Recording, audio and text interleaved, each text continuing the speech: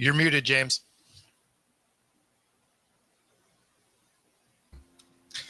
Okay, I guess I'm better.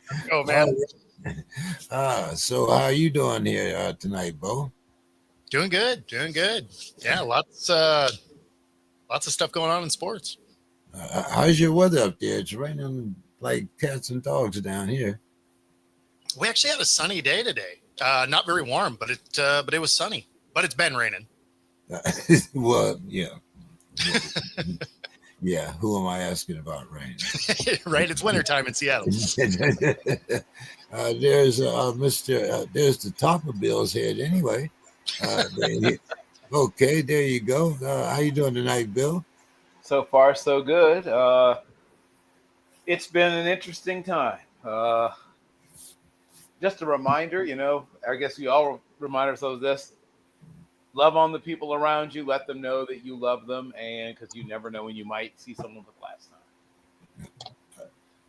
Dave, how you doing tonight? Doing okay. A lot easier driving home from Pittsburgh after a win than a loss. I can tell you that. I hear that. And look who else is here tonight, guys. Demetrius. Gentlemen, good to be back.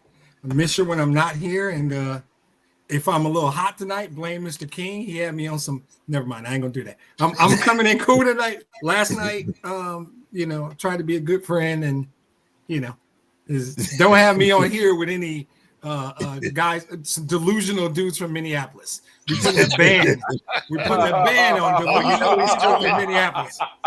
You know he's coming. Well, here's Don. He's not from Minneapolis. Mr. Hayes. So, guys. Hello, Don. Hey. Oh man, I guess a whole lot of things to talk about. Demetrius has missed most of our baseball shows, so we can't talk about that. So I guess we'll just have to talk some college football to start off here. But of course, first of all, Dave, do we have Sue's Corner tonight? Not tonight. Sue apologizes. She just hasn't been keeping up on sports lately. She's been allowing work to consume her. So she says maybe next time she'll have something. Tell Sue I know the feeling. Yeah. Work just gets in the way of the important stuff. Exactly. Yeah, it does. Well, then we'll just have to talk some college football then, Well, let's see. Don, what happened? We started out this season talking about Texas playing for a national championship, and now they're out.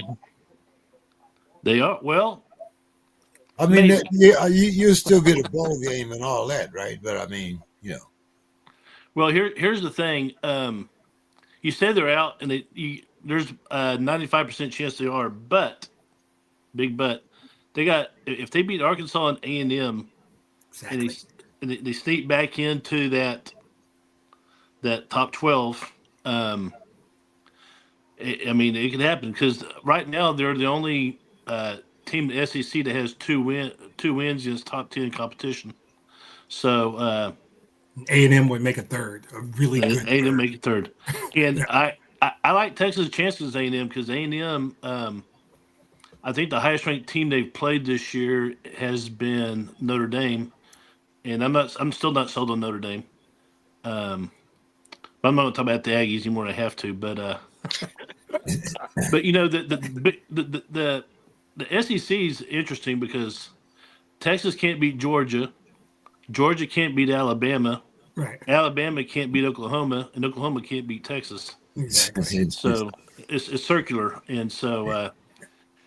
And of course, A&M hasn't played Oklahoma. They haven't played Alabama. They haven't played Georgia. So, well, we haven't crowned A&M yet. Well, I know. My opinion is that either Georgia is going to win national championship, or Ohio State will repeat. That's my gut feeling right now. But so. Yeah, but Texas, when they were ranked number one, if you go back when we did the show, I said I do not want Texas being ranked number one. Yeah. I don't mind being in the top 5, but I don't want to be number one. It's just and sure enough, they were number one. Yeah. But not anymore. So I mean, it worked out, right? Yeah, Yeah. I think they dropped to 16. I think 16 or 17, depending on which poll you talk to. But yeah, it's been a very crazy season. If they can win Saturday and win next Friday, we'll see how it goes. Okay. All right. Bill, what's up with the Tide here, man? They're the usual. I'm not sure what you're after exactly. They're always a tiny bit overrated. Now sometimes they're an absolute killing machine, and then they're correctly rated. But people automatically assume they're going to be an unstoppable killing machine, and then they have to prove they aren't. Right? The Alabama factor always makes people assume. Alabama's defense, I've said it before and I'll say it again, is not as good as Indiana's. I know it sounds like I shouldn't be saying that, but I've watched every game of both teams, and I will say it one more time. Indiana has a better defense than Alabama. Does that seem wrong? Sure. Does it seem weird? Yes, but it's still true. And while there are still 2 or 3 absolute stud first-round types on Alabama's defense, but they don't have a Brian Branch, right? They don't have a guy who even vaguely resembles Brian Branch. One of the real hallmarks of the Saban years was they always had, in addition to having a bunch of stud first-round types, they always had at least one football genius in their secondary who you could coach the way you couldn't coach normal college football players, right? Like Brian Branch. Some guy, you would put all this stuff in his head, and he would manage to hold on to it about all these incredibly intricate, non-collegiate defensive coverages, and they would be able to execute them.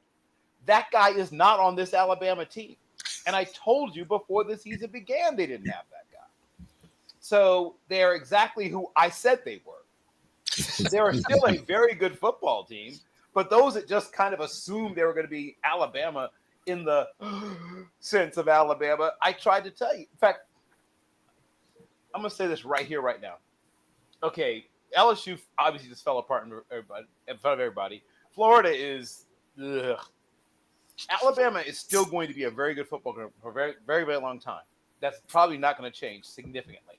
But the days of them just having hegemony over football and even over the SEC, it's over. That's done, at least for the foreseeable future. Wait, hegemony? Oh, I'm sorry. What was that? Hegemony? The days of, yeah, I'm sorry. Yeah, I need an explanation. Don't just roll through that and not explain it. What the hell, man? You went Denny Green on me. Now you're dropping hegemony. I don't know. Tell me what that means, bro. For those who are unfamiliar with things that are hegemonic, From Michigan. Okay. For unfamiliar with things that are hegemonic or hegemony, so to put it in perspective, when someone has cultural hegemony, that means that you are now allowing any other cultures to thrive. That means that your culture, you have a monoculture. Your culture holds sway over everything. So, awesome. Yeah, they don't get to run football. They don't get to run roughshod over the SEC. Right.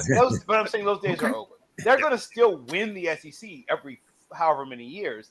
Kalen DeBoer's a good coach, but a combination. This is why Saban got out, right? When Saban didn't just get out because he stopped loving ball, right? He got out because he knew the days of them being able to simply show up and everyone being, he knew that was over and was not going to come back. So that's why Saban exited left. I'll give you an example of how the transfer portal has affected things. So with Indiana, who Bill was just talking about, they added 42 scholarship guys in 2025. Yep. Out of those 42, 19 were transfers. Yep. And so on their 85-player roster, because they're limited to 85 players now, 32 are transfers. Wow. As opposed to 53 that were recruited by the school. So, to Bill's point, back when Saban would recruit these players and their third string could beat most teams. Well, that's no longer the case. And I got to watch it the other direction where Alabama, incidentally, snags our coach from the Huskies. I watched our 24 returning starters turn into 2. Wow. Oh, Bo, while you got the mic, Bo, you might as well give us the skinny here on USC and the rest of the Big 18 West.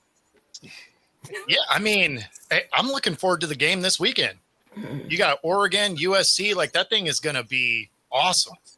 So, I'm not exactly sure where you want me to go with it. They're both good teams, but I mean, that's going to be a phenomenal game. Yeah. Is that the only big game you're looking forward to this weekend? Well, I mean, I'm watching my Huskies beat up on a bad team, I think. But I mean, their hopes for getting into the playoff are over.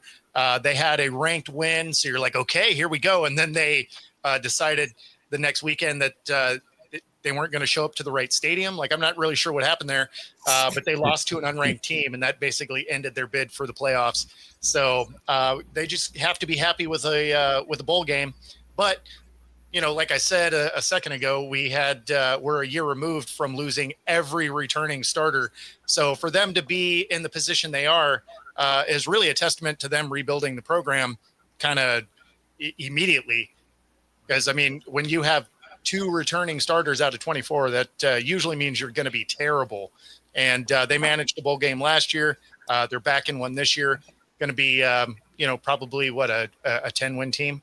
So I got to be pretty happy with it, even if they're not in the playoff. Absolutely. Okay. Don, where does Lane Kiffin end up? If I were a betting man, and I'm not, I would say LSU. I think Florida's going to make a play for him, but between Florida and LSU, LSU is pretty much the only school in town. I don't really consider Tulane or Louisiana Tech, competition, but Florida, you got Florida State, you got Miami, you got Central Florida. So I think that he wants to go where he is the big fish, and I think LSU would be if he goes, there's a chance you might stay at Ole Miss. Yeah, think so. Yeah, I think he'll stay at Ole Miss or he'll be at LSU. Which means he'll probably end up in Florida. I think he's going to stay. Any thoughts on that, Demetrius? Yeah, I think he's going to stay at Ole Miss. I think we're in a different age now. The whole idea of big fish, small pond doesn't matter. You're in the SEC. Do it there. You're talking about somebody who's ego driven probably and wants to establish something. If he goes to LSU and wins, that's cool because you're winning, but it's expected. Hell, Les Miles went to LSU. you can go to LSU and win. Do it at Ole Miss, and I don't just mean go to the playoffs and do. I mean consistently build something where Ole Miss year in and year out is a program that we're talking about on the SPORTSKRIB. That's a bigger accomplishment than going to a championship game at LSU, right? Especially in this age. So I think that the thing that would impress me the most would be stay at Ole Miss. Which, as Don said, means he's probably going to fall. So, all right. Yeah. What do you think, Bo? Yeah, I think he stays.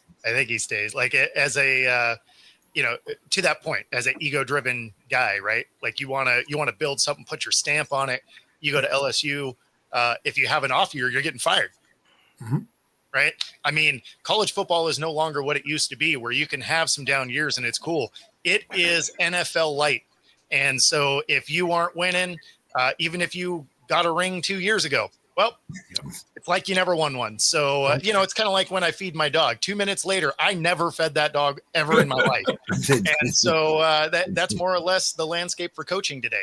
So you could have won a ring last year. Well, your 4 wins this year. Cool, you're fired. Yeah, exactly. What do you think, Dave? Well, I don't really have an opinion on that. I just wanted to mention one ACC game that we should keep our eye on. Oh, And that game is Pitt versus Georgia Tech. shocking. Pitt. Okay. Well, I mean, No, Pitt, you're right. I was just saying, we slept on Pitt. You're right. Pitt got spanked by Notre Dame last week, and the young quarterback Heinzelman had a bad game, off game. But if he can bounce back, they could shake things up in the ACC if they upset Georgia Tech down in Atlanta. And they haven't played for a while, but I think that Pitt has won like the last 3 times that they've played Georgia Tech down there. So that might be an interesting game if Heinzelman can bounce back. If he has a big game, you could see an upset there. And I think Georgia Tech's first in the ACC right now. And that would be really interesting if they could pull an upset. And then the other thing is Virginia Tech. They hired James Franklin. Now, what could put a little damper on things is right now there's an investigation taking place in Penn State about NIL and academic violations. And the thing is if those allegations prove to have any legs and James Franklin is sanctioned as an individual coach, Virginia Tech could be called upon as to why did you hire this guy that has this cloud over him. So that's another thing to keep an eye on if these allegations grow any legs, because they tend to, the NCAA doesn't want to really advertise that if they can help it. But if that grows legs, that investigation, then it'll be interesting to see what happens with Franklin and Virginia Tech. You think it's serious enough that it could require a show cause? So they have to go back because I don't know how that works. Bill may know. I don't know. They've already hired him now. So would a future show cause allow Virginia Tech to get out of the contract? Or because I don't know if I've ever heard of that, but Dave's making a good point. If they get sanctions and he gets a show cause, Virginia Tech, you're right. They're going to get called to the carpet on that, right? Right. Although they could say we didn't know. We had no idea. But doesn't the ruling in Michigan have precedent? Michigan, I don't talk about them. The rules don't even apply to them. I'm not doing that. I'm sorry, Bill. I was asking about if you know, and I don't know if you do. So if they he set me up. If they get a show cause to James Franklin, to Dave's point, how does that impact Virginia Tech? Because Virginia Tech, one thing is if this starts to impact their recruiting, then this gives them a reason to renege on the contract. Well, they can't really punish Virginia Tech. No, but Virginia Tech could pull out. Right. Okay, right. That's what I don't know. That's an interesting point. That is a very interesting point. And since I have not seen the language of the contract, I'm going to say most likely they have something. Most contracts of this level, at this magnitude, have something in there about, acts of moral turpitude or, certain things in there, some version of like a morals clause or things like that. I don't know exactly how it's worded, and I don't know if it only covers morality in the sense of things that violate the law, or if it also addresses things like, recruiting violations at past coaching stops and things like that. So I'd have to know what's in the contract, but if it is, there's nothing as a standard contract. When it comes to this, we get to this point, right? People tweak these things usually to incentivize certain things. Hey, if you do this, you get that. If you do that, you do that. But sometimes there's also poison pills in there as well. Yeah. If you do these other things, then it reduces the buyout or this, or certain things get kicked in and certain things happen. But my guess, one, is that it won't be severe enough to trigger any of the things we're talking about. And then two, if it is, at that point, they have a decision to make. I and mean, I would, isn't the I guess the most ironic part is that we're talking about Penn State, squeaky clean Penn State. Never get dirt on a uniform. Papa Joe, Penn State. yeah, Well, because they're still reeling. They never recovered from the Sandusky Right. scandal. that's, They never recovered from that. yep. Yeah, Yeah, well, that's true. Yeah. James is talking about clean Penn State. I'm thinking, oh yeah, Sandusky in the shower with the 9-year-old. but I mean, no, I mean, my point was being, before Sandusky, Right. Penn State was, like the ideal program, the program that you never talked about having any type of smudge on their record. Now, it hits everybody. I mean, it doesn't matter what school it is. Somebody's in the locker room, somebody's drinking, somebody's beating their wife or throwing the girlfriend out the window. I mean, Yeah, and Sandusky wasn't an employee of the school at the time of that incident. Right. no, but so it's just like, I mean, that just had huge repercussions here. It brought Joe Paterno, probably killed Joe Paterno. Mhm. And he didn't do anything illegal. He told the quarterback, "Hey, report him to the police." yeah, And they still went after Paterno.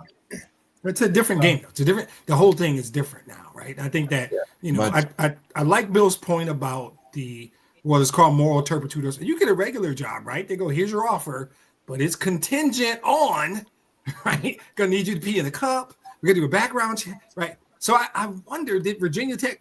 So because my thinking when Dave originally said it is, if there's something coming, Virginia Tech had to do their due diligence, right? Yeah, They know.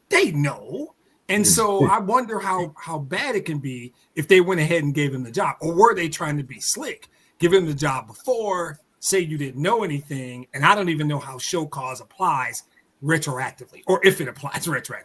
I think that's going to be an interesting thing to watch. Not necessarily fun or cool, but it's going to be interesting because it might set a precedent around retroactive use of the show cause penalty. but like you said, Demetrius, I'm sure Virginia Tech.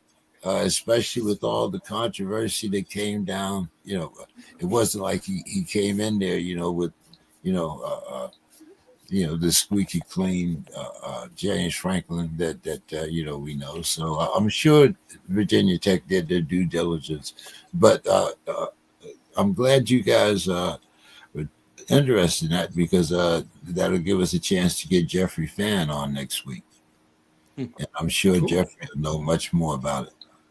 We're interested what his thoughts are. Yeah. Yeah. So that should be very interesting. Bo, any comments? No, I mean that's the downside to going last, right? Like y'all got it. We didn't leave him much. Yeah, we didn't leave him much. I'm just enjoying the show. Hayes dropped in a shower joke in the middle of it. We covered everything. I mean, I came ready. Like, all right, guys.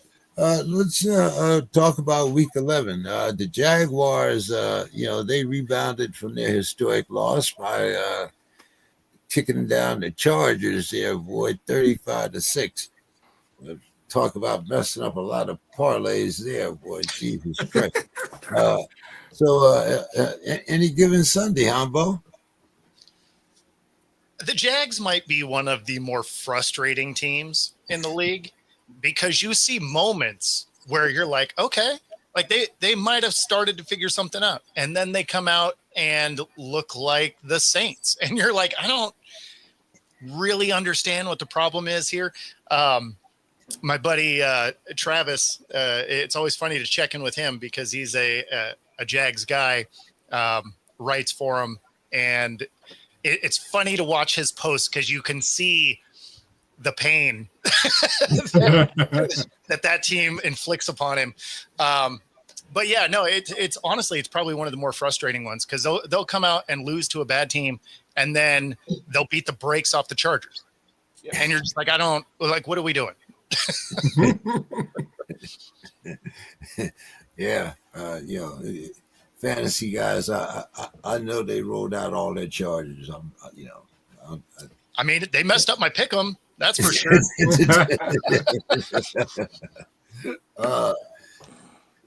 Dave, what'd you think? Well, the Jags might have a shot at winning their division.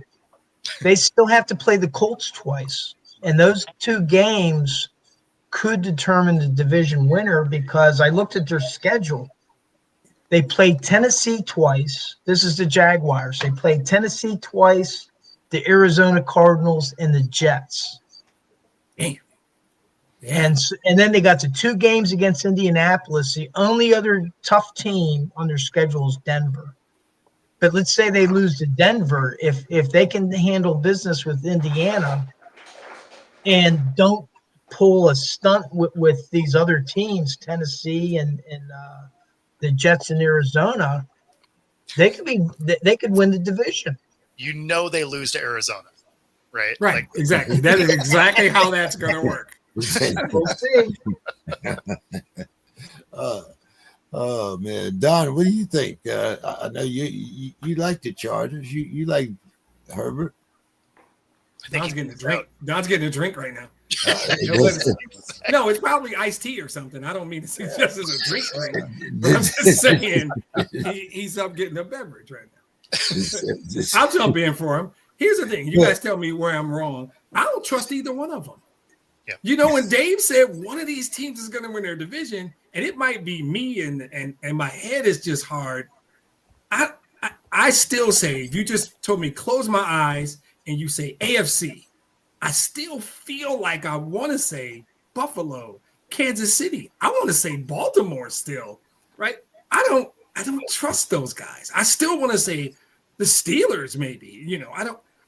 Is it me, or has anybody here bought either of those? Both started off with the nice, kind word of frustrating, inconsistent works. Indianapolis, it looks right, but does anybody buy it? I still don't. So I'm just looking at the division winner. Well, Okay. so here's the thing with those teams. If you're looking at the Colts, the Patriots, I forgot the Patriots. Denver. the thing about those teams is they haven't beat anybody, right? Like, I understand they have 8 wins, but they're beating up Tennessee and the Jets and the Raiders. It's like, well, yeah, so is everybody else. That's why they have 2 New wins. England beat the Bills, didn't they? They just did, yes. They did. Yeah, They did. New England beat the But Bills. they did. It's a They division have a game. scalp on. They have a scalp on their belt. Sure. But when you're looking at some of the other teams that might even have a loss more than them, they're playing much more complete teams. Now, I understand you have to beat whatever schedule is in front of you. I get it. But at the same time, if you're using the same model that you do in college where how you win matters, you're watching them win against bad teams by like 2 points, right? That doesn't make you be like, oh, these guys are world beaters. They're getting a ring for sure. You're looking at it like, I feel like they're an 8-win pretender. Like that's how I feel. Exit. Right. I wonder, can we do a quick round table, James? I ain't trying to hijack the podcast. AFC power ranking. Let's just go round robin real quick. Bill mentioned Denver again, who I forgot. And there's Kansas City, and there's Buffalo, and there's Baltimore, there's probably Pittsburgh. Where do you, the simple question, just give me a number. AFC power rankings, where do you have the Colts? I'll start and say 5, because that's about where I think there's at least 4 teams in the AFC better than them. Yeah, even if the records are. I might even say 6 or 7. I wouldn't be mad at you. What about you, Dave? Well, I probably have the Patriots and Buffalo ahead of them. The Steelers just beat them. And then in Denver. So I would put those teams ahead of at least 5, right? Okay. Yeah. So now we're doing exercise work. Yeah, Bill, go ahead. Sorry. Okay, so we're talking about the Jaguars. Nope, Colts. No. Colts. Oh. Well, let's see. Yeah, I think New England's better. I think the Broncos might be the best of all the teams in the AFC. Maybe. They have an incredible defense. Their offense You does. just asked for a number, Bill. I just know. I'm aware. Hold on. I want that Bronco defensive line breakdown later, though.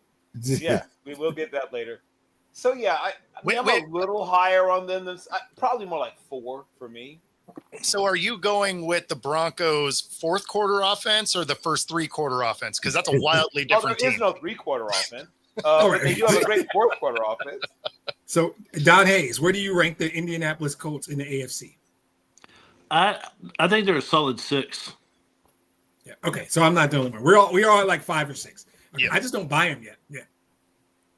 Well, if we're gonna do that, then Bo, where do we rank the Seahawks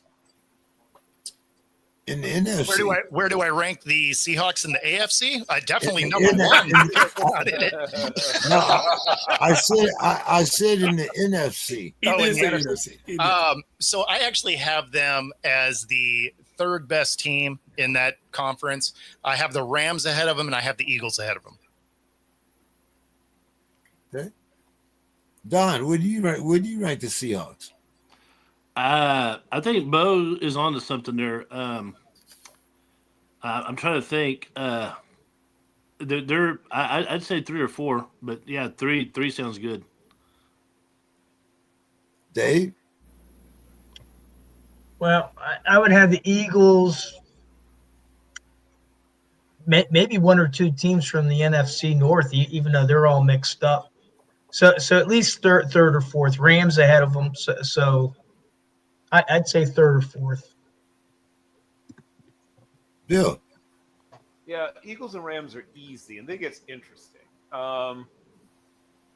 Is there anyone else I'd put definitively ahead of them? Like, if we're doing tiers, to me, they're in the 2nd tier of NFC teams, and those teams all kind of seem the same to me. You know what I mean? Like, I feel like if they played each other 10 times, all the teams in the 2nd tier, they go 5-5 against each other. I feel like they go 5-5 against the Packers. We just need a number, Bill. The only caveat I'd give you there is they were within a field goal turning the ball over 4 times against the Rams, who's arguably the best team in that conference. Right. I mean, and as my father used to say about baseball hits, there's no pictures, just numbers. At some point, it comes down to, did you win or lose? Sure. And teams, when they're good, find ways to win, even games they have no business winning. And bad teams find ways to lose games they have no business losing, which is why the Jaguars are so confusing and frustrating at whatever term you want to use. I'm going to throw Tampa Bay ahead of them, though I probably shouldn't. I'll probably regret this later. So I'll put them at 4. You will. You definitely will, because their whole team's hurt.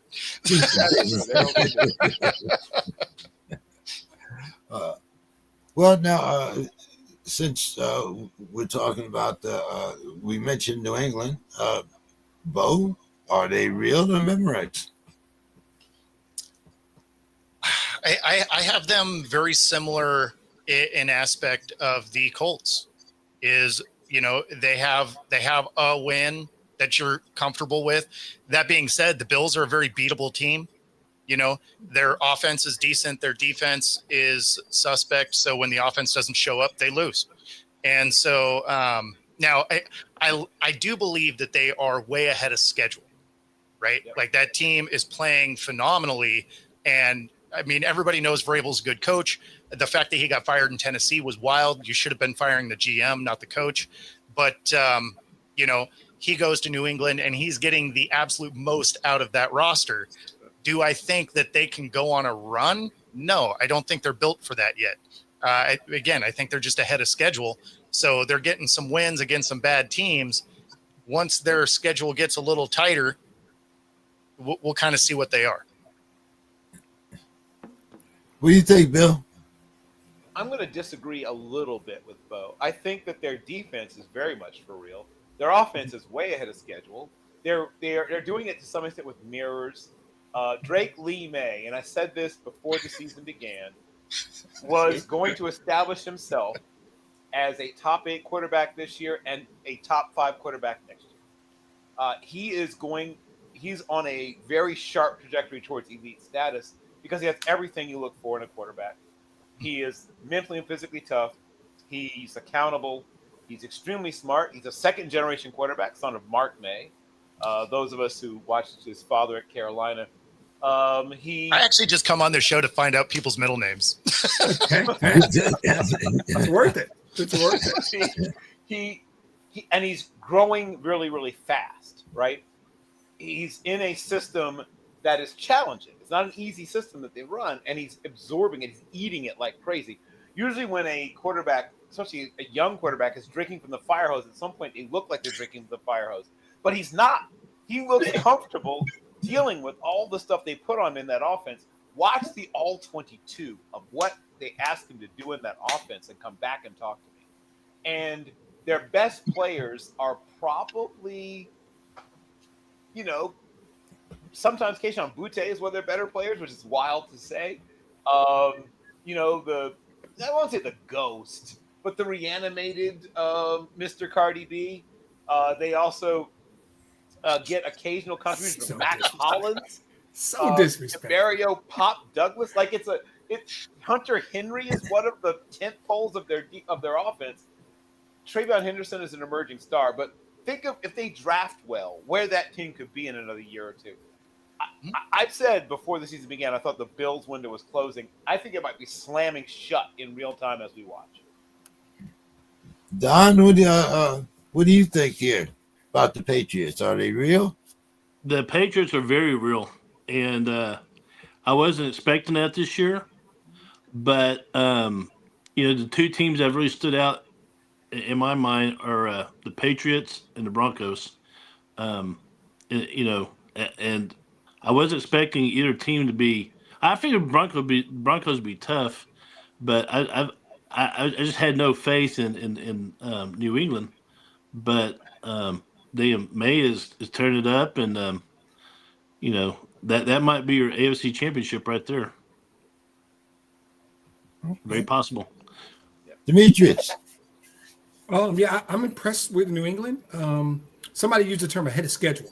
That's a little bit I really agree with that, and that might come back to bite you. But I've always thought that Mike Vrabel was a really good coach, so it's not as concerning. I buy Denver more, and I don't know if that's what we're doing or we're just talking Patriots. I like the Patriots. I think they're legit. I think they're gonna be right there in the mix.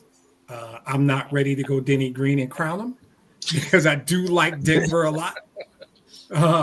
So I think it'll be interesting though. But yeah, I think they're legit. They're not. I trust them more than I trust the Colts. I mean, I know we're not revisiting that, but give me a choice there. I'll take the Patriots over them. Dave, what do you think? Well, one, I think that they've benefited from an amazingly easy schedule. Look at their schedule. Yeah. And yeah, they beat Buffalo the first time around. And now for the remaining games, they got the Bills and the Ravens, and that's about it. They're going to play the spitterless Bengals this weekend. And if they can beat the Bengals, I think they're going to end up at least 13-4, or should. And I mean, I agree with what Bill and the others are saying about May. I think he's a big reason. I think that Vrabel's a very good coach, but they've also benefited from a cake schedule. Dave, we've had a couple guys mentioning, that the Bills window closing and the Bills are through. But hey, we had a guy. They actually outscored Tampa Bay 23-12 in the second half, and of course Josh Allen ran for 3, threw for 3.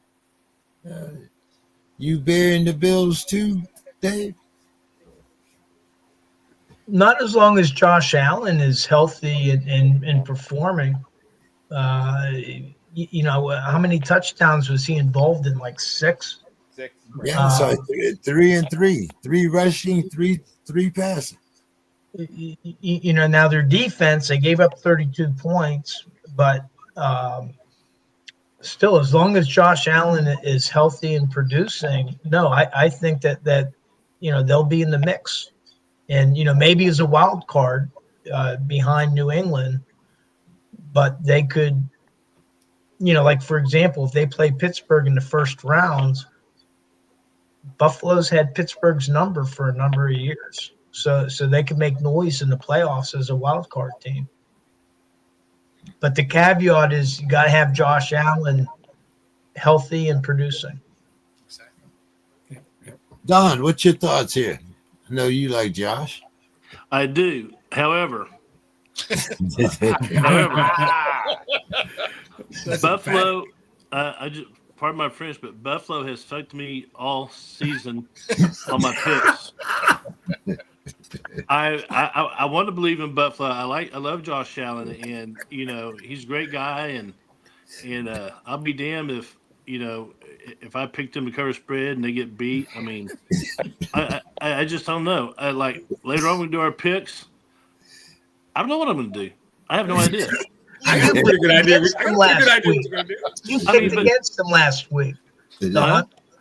You picked Tampa last week. I Buffalo. did, yes, because I had no faith in Buffalo. And I said they fucked me because you just told us why. And the other time, but Buffalo kept letting me down. So I said, well, hell, I'll take Tampa.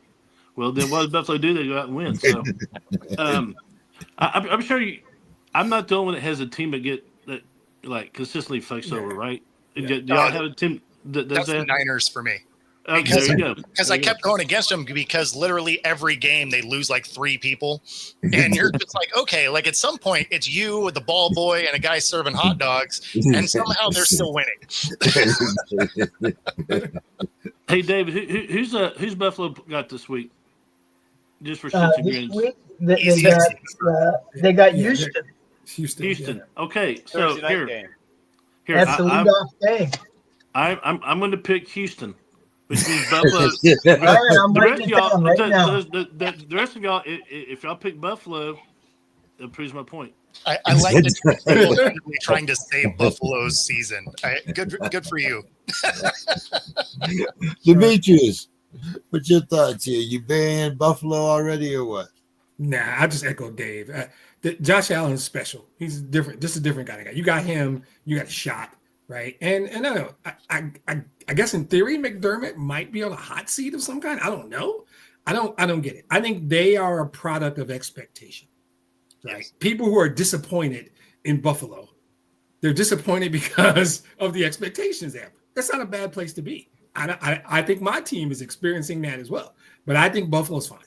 Buffalo's fine. They're going to be fine. No, and like for me, it's what I said before. They go as far as Josh Allen can go, right? Because their defense isn't great. So as long as the offense shows up and balls out, they win games, right? Because they're a tough offense to deny. But when you have one of those Josh Allen games where he throws a couple picks, that defense is getting you no stops. And so, I mean, it's not Bengals bad, but it's a middle of the road bad. So good offense is going to score on you. And when we're talking about this time of the year and moving forward, you got to be able to get some stops because you're going to start playing some teams that are good. Yeah. And I think that what they got to stop doing, it's imperative. You can't just keep fucking over some guy in San Antonio. That ain't going to work. That ain't going to work. And it's not a sustainable platform long term. That dude ain't happy with you. You don't think they have a sign in the locker room that says that somewhere? Exactly. It's a map of the city of San Antonio. Don't mess with it. 2 fingers, exactly. That's it. Yes. Yeah, I feel it. Bo, I'm going to let you start this one out here. We saw the Broncos beat the Chiefs last week. They outscored with that last second field goal. Yeah. Are the Chiefs out, Bo?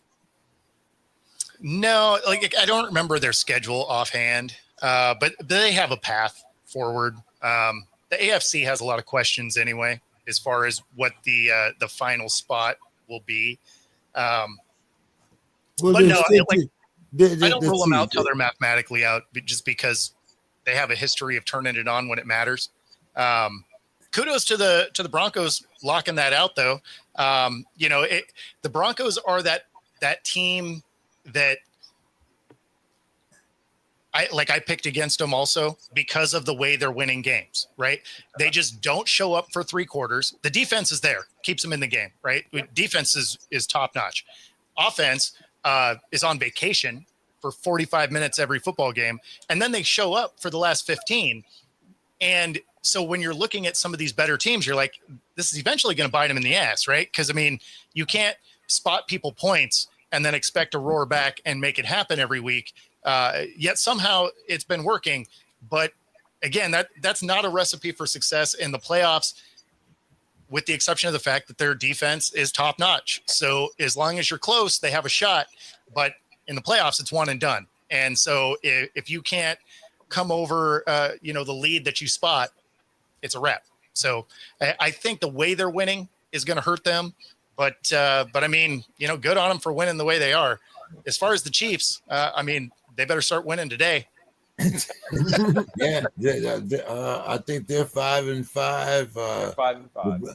Yep. And the Chargers are 7, right? 7-3. 4, I think. 7 and 4. Yeah, I was going to say, I think it's 7 and 4.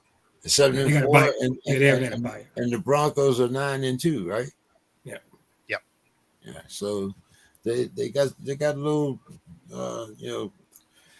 little work to do within their own division there. Bill, what's your thoughts on the Broncos Chiefs? Are the Chiefs out? What? I mean, by out, I mean they're not going to win the division. I think we could kind of put a stake through that. They have a chance to be a wild card team, and You think 3 teams will make it out of the West? I was about to say that. Took the words right out of my mouth. The West could be all the wild cards, right? They have enough good teams positioned, and they're going to play each other quite a bit down the stretch. So a lot of things can potentially happen. In the model that I've sort of been playing with, they can essentially afford to lose one more game, right? They can afford to lose because the Chiefs gets very binding after that. If they lose more than one game, they are no longer even guaranteed a shot at the wild card. So they've got to play this thing very, very carefully down the stretch. And they do play, like I said, the good news is they play a bunch of teams in their division. The bad news is they play a bunch of teams in their division down the stretch. So they need to win these games. I mean, they can't afford to keep. And it's funny. So things you said about the offense are sort of similar, but in reverse, right? Very often their offense looks good early on and then sputters and then comes to a creaking halt late in games. And the defense, for the most part, holds up its end of the bargain.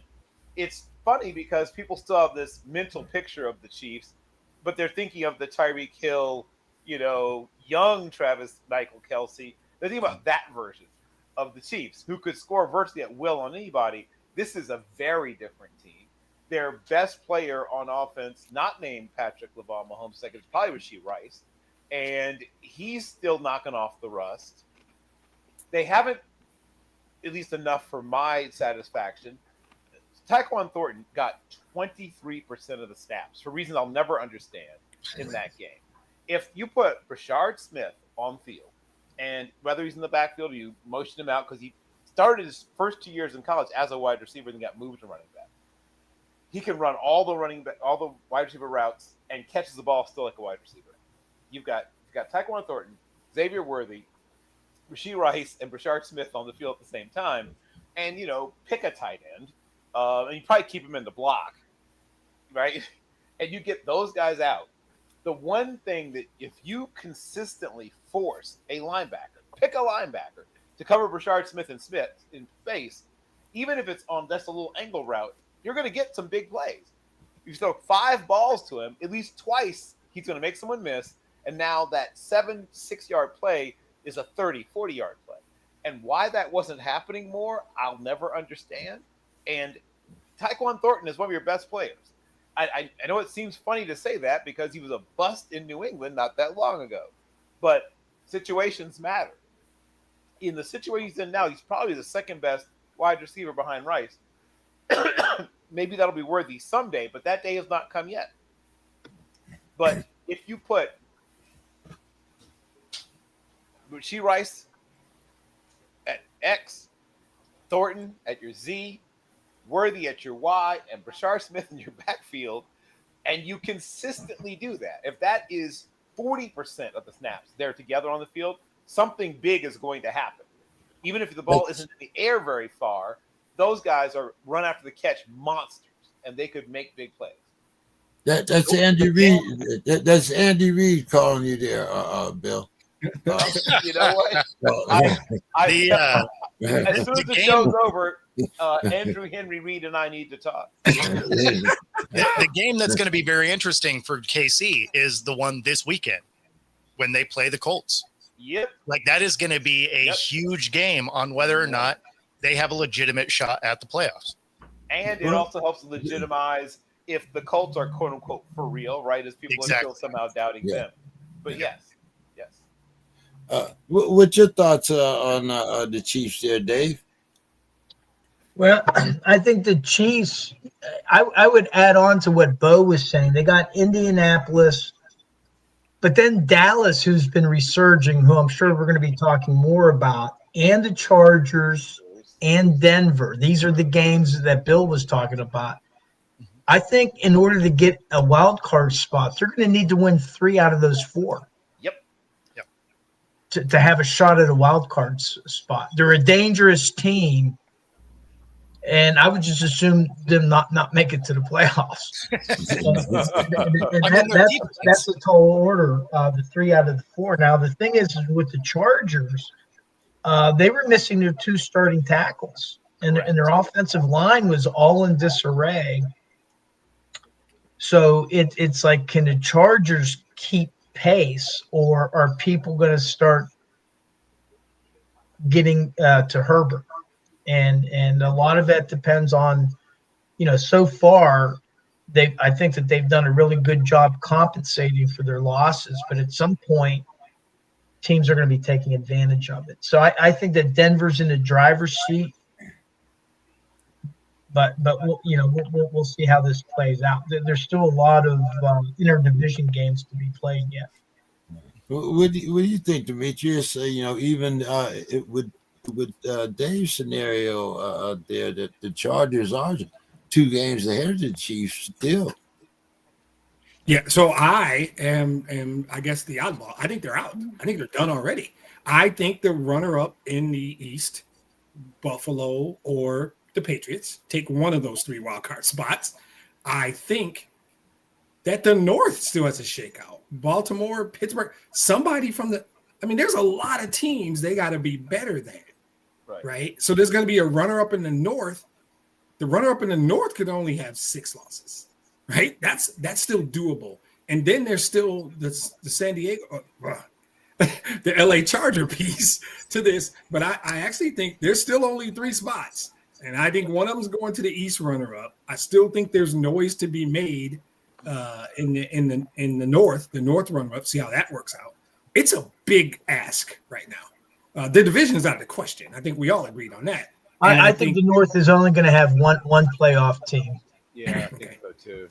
Yeah, they're gonna be the number 4 seed. That's almost inevitable. Okay, I think it's a lot of work, but can they get there? Sure. And but then they get to go to Denver or go to New England or wherever they need to go. But I think it's tougher than it sounds. I think that there's still a whole lot of options out there, and there's only 3 spots. Don?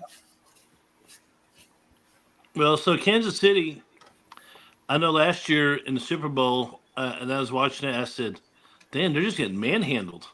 I said, I wonder what next year's going to be like. And sure enough, I think, Mahomes, I think he's still, one of the top 2 quarterbacks in the league, but there's only so much he can do,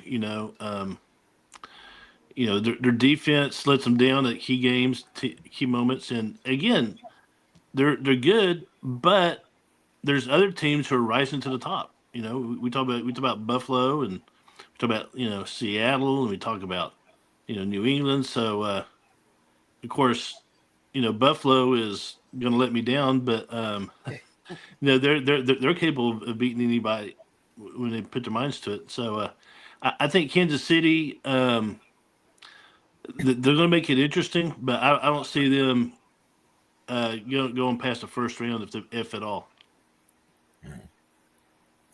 All right, guys, I got to jump out. Great to see you guys. Bo. I will miss you guys next week, so have a fantastic Thanksgiving. You too, Hey, man. Bo, by the way, you got 15 out of 30 picks last week.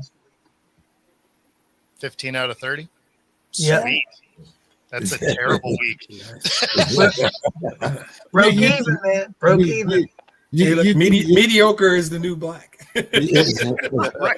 Just midding it out. I like it. You can email them in though, Bo, if you want your picks. Right on. All right. Yeah, Ladies and all gentlemen, right. Give us your last word, Bo. Oh, that was the last one. His last word was all right. So Don, let's stick with you here. It seems like Jerry's guys, they beat the Raiders. Dak threw 4 TDs. The Texans also got to 5-5. You guys in Texas had a pretty good week, except for UT. So what's up there, Don? What are you thinking? You got who's it? Buffalo and Houston this week, and who's Dallas playing? They got the Eagles. Are They got the Eagles. Yeah, they got the Eagles. Yeah, they do. Okay, so yeah, Dallas beat the Raiders, but who hasn't? I mean, that's that's like me. It's like me beating my dog in chess. I mean, come on. Yeah, but I think the Texans look pretty good with their backup quarterback. He's a gamer. So talk about David Mills. Mills, yes. Davis Mills, yes, from Davis. Stanford. Yes. So it's a good week for it. But Cowboys going to lose against Philly, and who did Texans have? Yeah, that was The Bills. Yeah. The who? Thursday The night. Bills. versus the Bills. You're picking the Texans. Don't worry about it. You already the did that. Texans. Yes. The not But- Bills is what we're calling the Texans this week. There you go. I should know that. But anyway, Dallas is, they play great against the weaker teams, and they play the harder teams a little bit tougher, but they still lose. So I think I'll look at the Dallas upcoming schedule, but I think they're going to be toast. It's all said and done. Okay. But I will keep watching. I'll keep watching. Bill, talk us about the Bears and the Vikings there, man. Was it every garbage can gets a steak every once in a while, or are the Bears real? Well, I mean, it's a combination of things. Now, Okay. LaGrange, right? LaGrange Park's own, Justin John McCarthy found himself facing his childhood team, right? And you could see him at times, not recognizing certain things that were happening in front of him. He's talented, but raw, callow, inexperienced, to pick a term. And he's seeing a lot of things for the first time. He was a person who had a limited number of starts at University of Michigan in a very run-heavy offense, where he made big plays when he was counted on to do them, but he didn't carry the offense by any stretch of the imagination. Then he comes to a situation where he ends up, due to injury, watching his entire rookie season. So this is, while it's officially his second year, it's really his rookie season. And he looked like a rookie. To me, the Bears will go as far as two things, right? The maturation of their young quarterback and their defense's ability to force turnovers. Their defense does a lot of bending and a lot of breaking at certain points, but they are good at forcing turnovers, and they are good at getting you off the field on third and, the more than 4. They're really good at those two things. They don't have a dynamic, terrific pass rush, but they do dial up some interesting blitzes. They are able to generate pressure, and through games and blitz, twists and stunts and things like that. They don't have that one mismatch guy as a pass rusher. Ben Johnson is still Ben Johnson, and I wrote an article about why it's going to take a while for it to fully be implemented, because you're asking offensive linemen to learn essentially 2 different blocking techniques at the same darn time, right? Because they don't just run zone. They don't just run gap man stuff. They do all of that. And sometimes at the same time, one side will look like it's running one kind of blocking scheme, while the backside of the same play is blocking a different set of techniques. It's wild what they ask offensive linemen to do in that system. And it's not talked about enough how hard it is to be an offensive lineman in the Ben Johnson system. And surprised Demetrius hasn't gone into a deep dive and explained it, but it's a lot. They put a lot of their offensive linemen. Yeah. And so it's going to take a while for them to fully absorb all of it. The quarterback is asked to do a lot pre and after the snap. And once again, he's a young quarterback in his, 3rd system in the last 3 years. So they're developing and growing, but they have a legitimate shot to be a playoff team. And they have an interesting schedule. It's not an easy schedule, but it's not the toughest. It's sort of a middle of the road kind of schedule they have this season. But they're still a couple players away. And I've been critical of some of the things that Ryan Poles has done, particularly some of the trades they made early on in his time with the team. And some of the draft picks have not been – some have been solid, but some have been not maximizing of where they were, in the actual draft order. But if they're a playoff team this year and they draft well, they have a chance to be a legitimate contender next year. And so this is a pivotal time for them as a team, as they are developing, as they're learning the system, both on offense and defense, on both sides. They are running on defense. It's more of a adjustment of what they used to run, a little more adventurous, a little more, trickier blitzes and a few more combo coverages in the back end. But kind of the overall scheme is somewhat similar. But on offense, it's completely different. So they're still learning, but they have a legitimate shot. My projection preseason was 9-8. I think they might even beat my projection. Oh, wow. Good evening, Mr. Scott. How are you doing this evening, Mr. Scott? Glad to see you were able to get here. Yeah. They're doing very, very good. I'm sorry I missed what must have been a great explanation of something by the genius Demetrius. Sorry I missed that, but now I'm No, we haven't got to that yet, because we were talking about the Bears and the Vikings, and you just happened to come in. So maybe you could talk to us about how those little Bears knocked off the Vikings. Yeah, explain that shit, genius. well.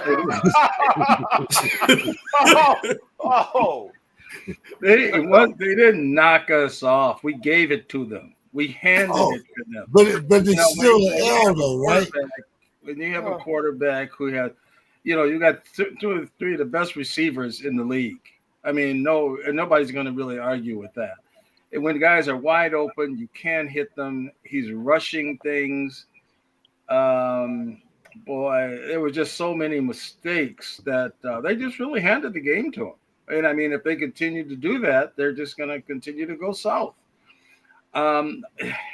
This quarterback thing, I mean, they're really taking a lot of flack for that. For getting rid of Darnold and the other guy that went to Indianapolis, and they're doing great. Had them on the team, didn't want them, thought this guy was going to be so good, this JJ guy. who hadn't really proved anything in college. And so it really comes back down to this general manager, the mistakes that he has made with these top draft choices and the moves that he's made.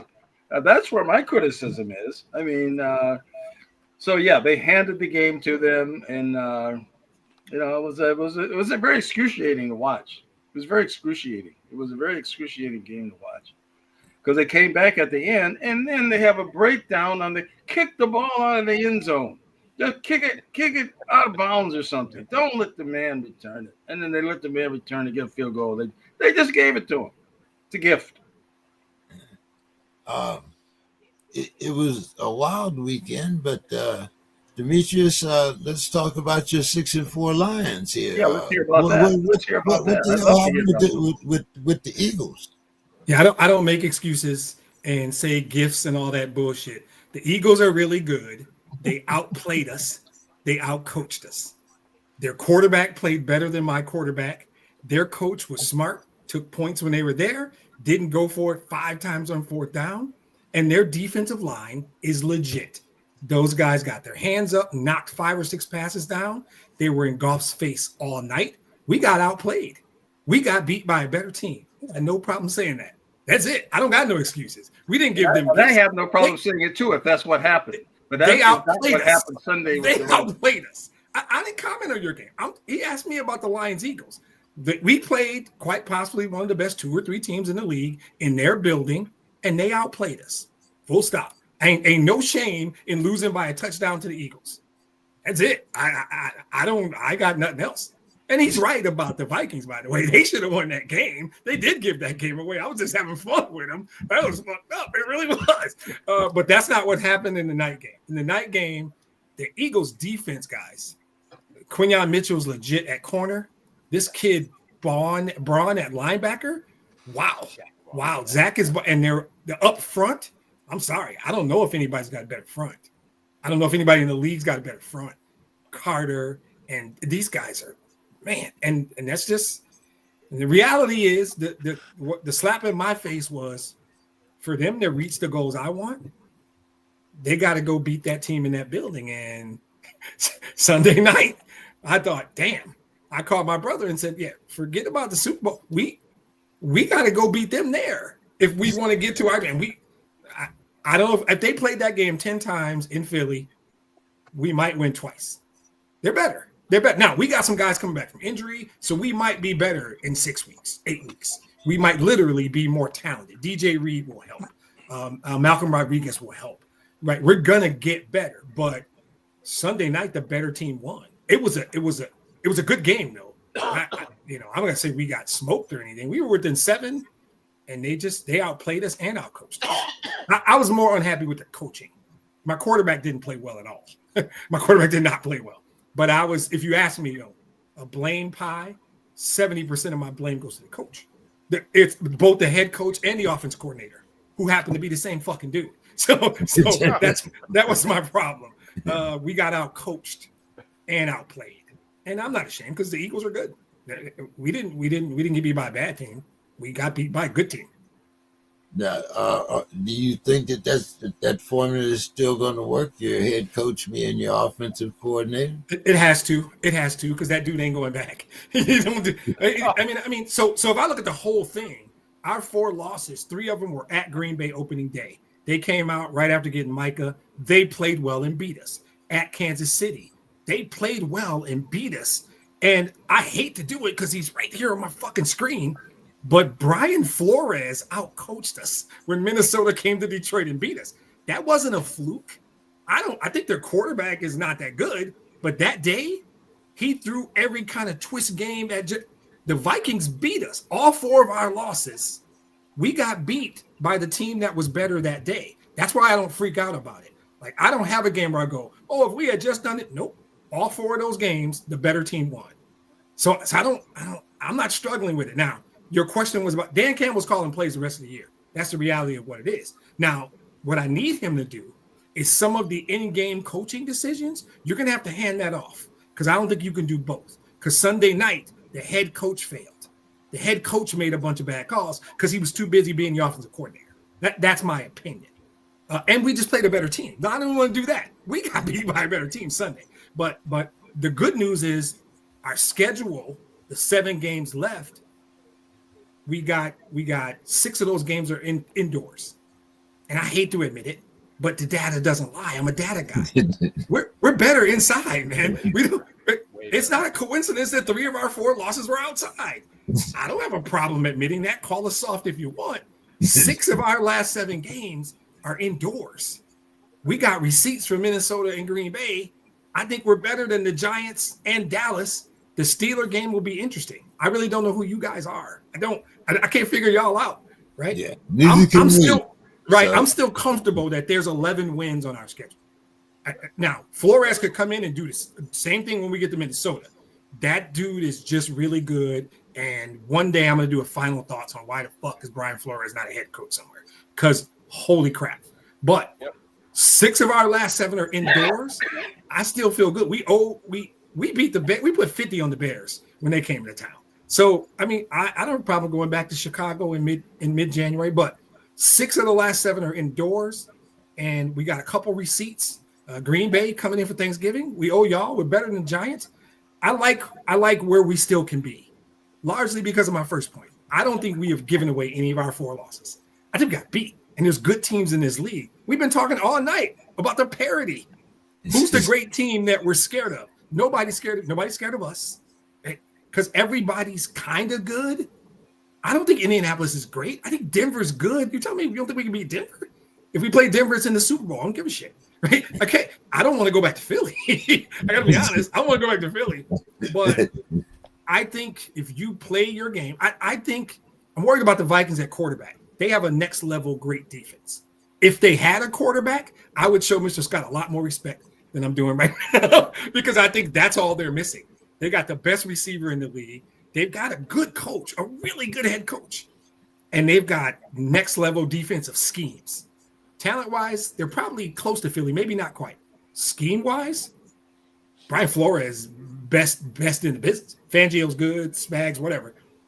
But in terms of like the rest of the year, Dan Campbell's calling plays. Our offense is too talented to keep playing poorly. We'll be fine, and we're indoors. The next 6 weeks, we're indoors.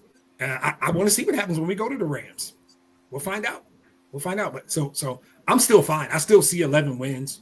We can get to 11 wins, and 11 wins gets us in the dance, division or not. 11 wins should get us in the dance. Okay, Dave, we're still ahead.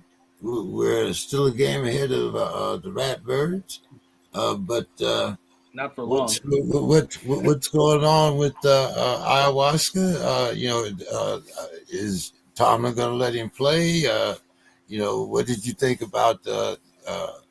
I mean, it was the Bungles, but what did you think about the play of Sunday's game? Well, that was a pivotal game. If the Steelers lose that game, then their games against the Ravens in December don't mean anything. Right. And the Bengals had really punched the Steelers in the mouth in Cincinnati, and they were coming off a bye. And then in this game, you lose Aaron Rodgers at the end of the second half. I think they had 2 consecutive roughing the passer calls, and he broke a bone in his left wrist. So come the second half, to our surprise, in comes Mason Rudolph. And in the stadium, we didn't even realize that Aaron Rodgers was out. And then in the first series, the Pittsburgh's first series, they lose Jaylen Warren, their starting running back. And he had 10 carries on 62 yards when he got hurt.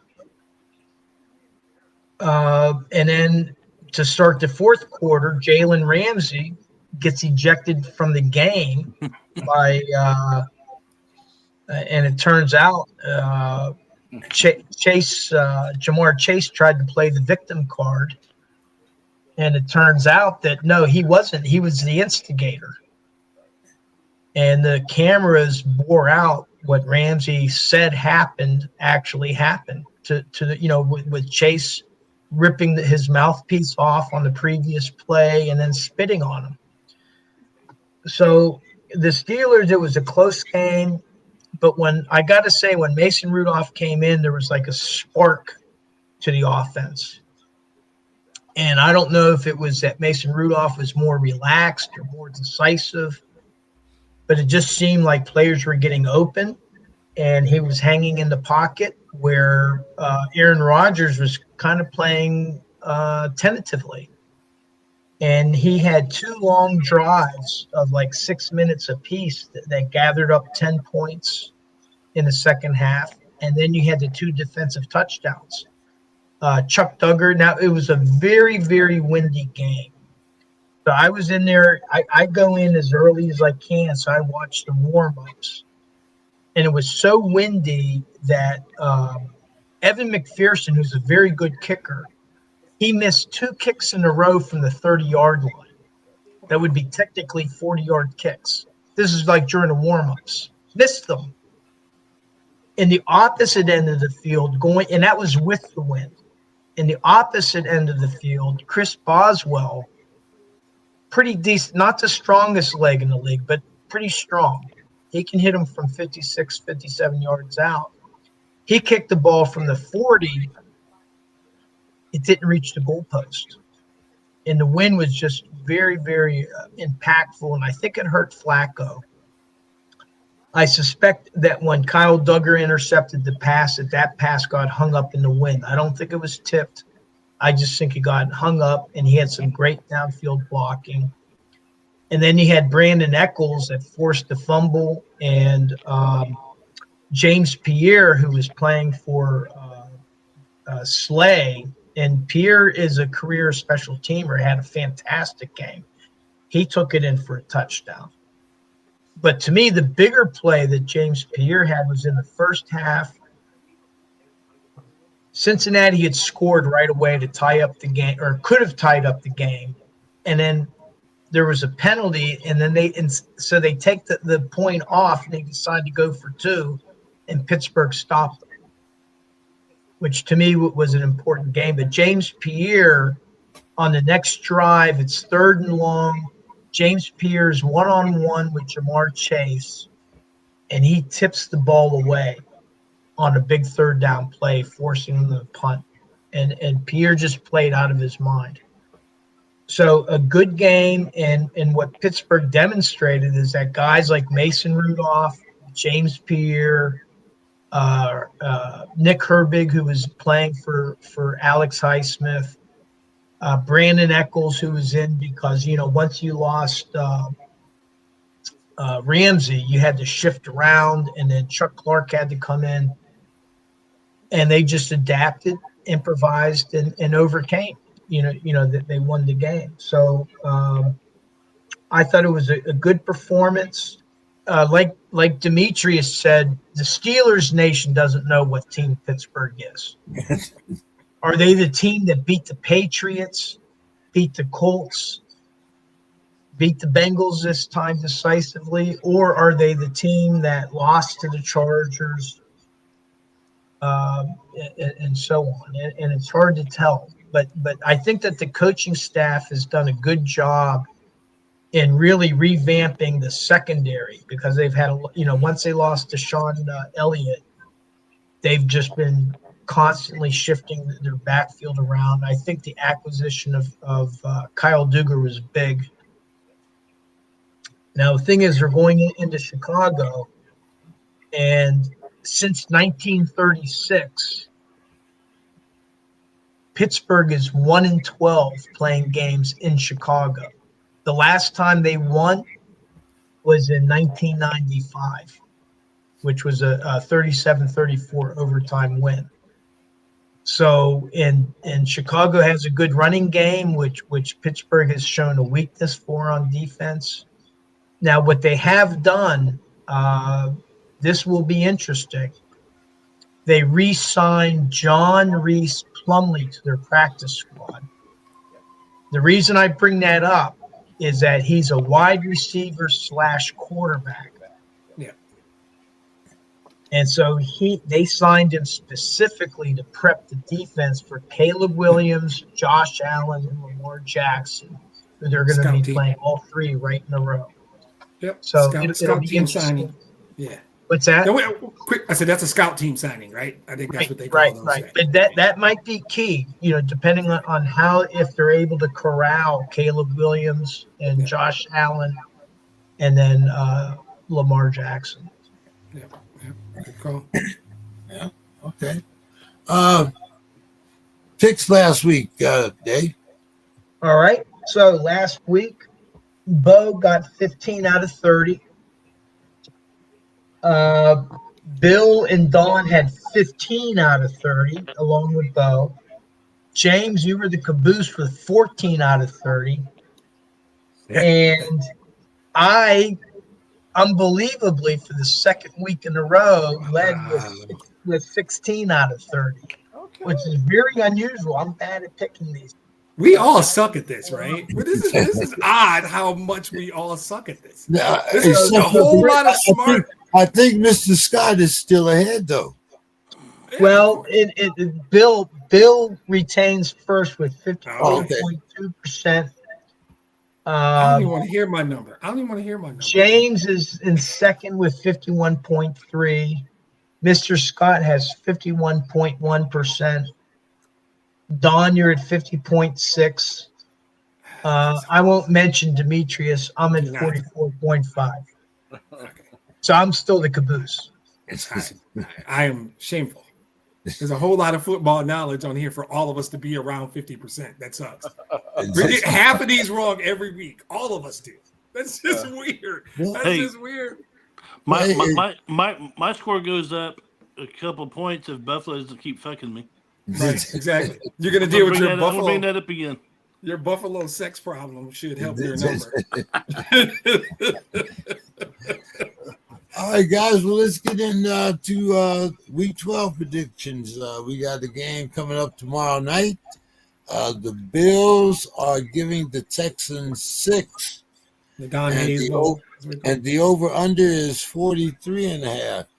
Don, you might as well just tell us your over-under, I guess. All right, I'm going to take the Texans and the over. Okay, what about the Giants? They're getting 10.5, and they're playing the Lions, and the over-under is 49.5. Ooh, Giants and Lions. You know what? I'm gonna go. I'll go Lions and the over. Okay, Bill. I will do. What's the opposite of follow that cab? Go in the opposite direction of that cab. I'm going to do the exact opposite of what Don just did. I am going to take the Giants. I think lose, but I think they're surprisingly scrappy. And it's 10. The Bills are giving the Texans 6. Giving the Texans 6, and the over-under is 43.5. Second game, but yeah, okay. You started with the most important game. Right. Okay. So I think that it's 10 in the hook, right? 10.5, right? Yeah. Yes. And the hook. That's a good. Right. Okay. So yeah, I'll take the Giants the under, and I will take the Bills and the what was the over under for that? 43.5. 43.5. 49.5 for the Giants and the Lions. He took was the asking under. about Buffalo Houston. Yeah, 43.5. yeah, I took the under on that one. I'll take the Bills and the over. Okay. Dave. I'm going to take Houston in the under and Detroit in the over. I think Houston's defense might be a little underrated, so that's why I'm going with that. I'm taking the Bills in the over, and I'm taking the Lions and the under. Demetrius, we know, we know you one pick. I'm showing solidarity with my friend in San Antonio. My friend in San Antonio. So I'm starting with the first game. I'm going in order. Okay. I'm following proper protocol. Okay. I'm taking the Texans and the under, and I'm taking the under in the Lions Giants as well. Okay. Staying with you, Demetrius, we had the Seahawks. We don't do Mr. Scott. Did I miss Mr. Scott? Oh, I'm sorry, Mr. Scott. No, that's all right. That's it's to be expected. But I think the Bills are a better team. And I think we're getting into the thing is, all these games have been so close at the end. I mean, there's been so much crazy stuff happening, and even for one of Demetrius's points in the past, this officiating. I mean, I've seen face masks be grabbed and the man's head turned all the way around, and the ref is sitting there just like this, looking at it. No call. So, but anyway, back to our recently scheduled program. I'm taking the Bills. I think they're better, and I think it could be over. And I'm going to take the Giants and the points because these hooks and all this foolishness this is what's ruining people. They know what they're doing with these hooks. So I'm just going to take it. I'm going to take the Giants, and I'll take it under. All right. Okay. Well, the Seahawks, Mr. Scott, they're giving the Titans 13.5. The over-under is only 40.5. Yeah, I got to take the Titans in the over. I'm taking the points. I'm been getting beat by trying to pick, so I'm looking at the points now.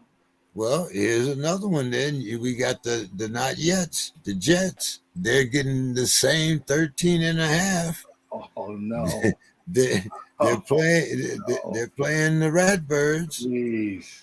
And the over-under is 44.5.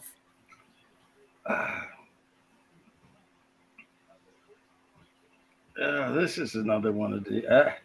I have to take Baltimore to cover in the under. They just give them a dose of Derrick Henry. Be done. Get it over with. Bill. I don't know if we have Bill right now. Don. We'll go to Don. We'll come back to Don. I'll take Baltimore in the over. Okay, and what about the Seahawks and the Titans? Oh, Seahawks. They're giving the Titans 13.5. And the over-under is 40.5. Yeah, I'm going to go Seahawks in the under. Okay. Demetrius. 13.5 is too much. I literally considered taking the Giants because I think the Lions are going to win the game, but I don't know if it's necessarily that. I'm not even mad at Mr. Scott because 10.5 is a shit ton of points in this league this year. I'm taking both 13.5s and I'm taking both unders. It's that Mr. Scott somehow made this great case for 13.5 being too much for the Titans, and then immediately gave it to the Jets and picked the Ravens. I'm taking both 13.5. That's a lot of points. Ain't nobody great in this league. Everybody can stay within 13.5. But you did take Detroit in the under in that game, right? I did. I thought about it, but I couldn't do it in front of Mr. Scott.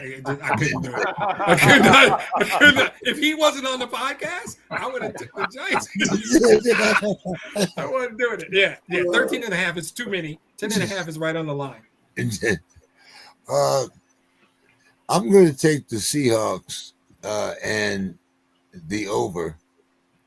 And I'm going to take – God, I can't – it hurts my tongue. Do it. I need to hear you say it. I'm taking the Ratbirds. Say it out loud for the crowd. I'm taking the Ratbirds, but I'm also taking the under. So, wow, y'all is that Dave? Did I get? We didn't get Dave or Bill. Yeah, I know we didn't get Bill. Bill wasn't there. Dave, go ahead. Yeah. Okay, I'm taking Tennessee in the over and Baltimore in the over. Okay.